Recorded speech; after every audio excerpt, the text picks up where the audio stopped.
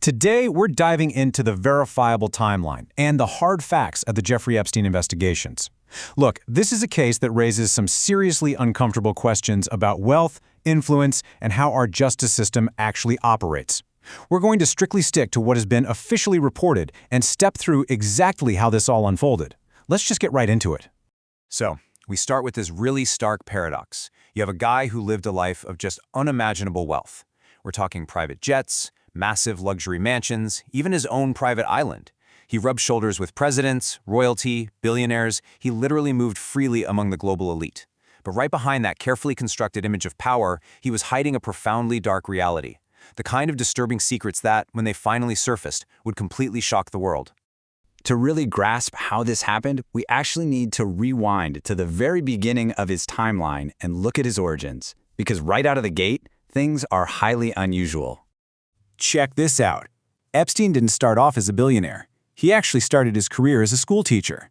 But then, in a relatively short amount of time, he somehow transitions into the complex, high-stakes world of high finance.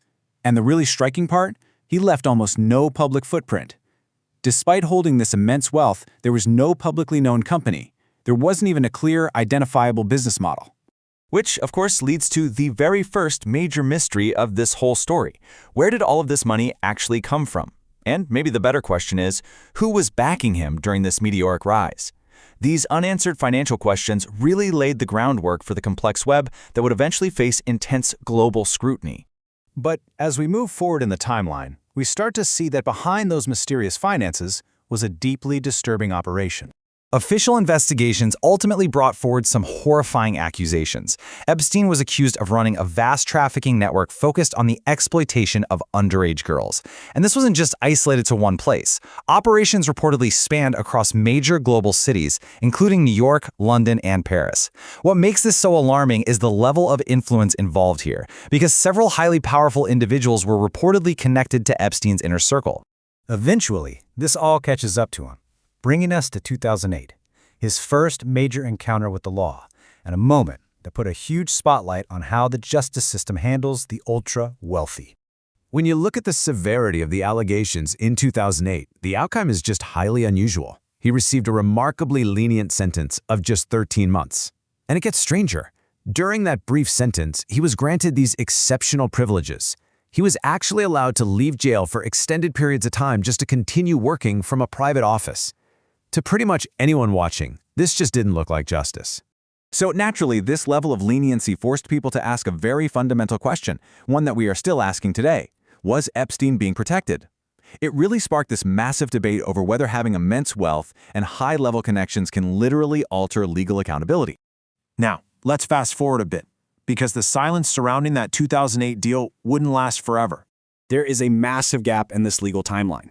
After that 13-month sentence, over a decade goes by. But then, in 2019, new victims bravely stepped forward. Substantial new evidence emerged, and this prompted authorities to entirely reopen the investigation, which led to Epstein being arrested all over again. By the time of this second arrest, the public mood had totally shifted. The whole world was watching this closely.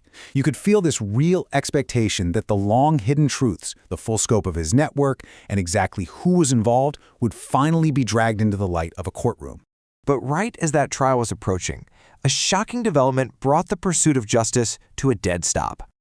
Jeffrey Epstein was suddenly found dead in his jail cell. The official ruling by authorities was suicide.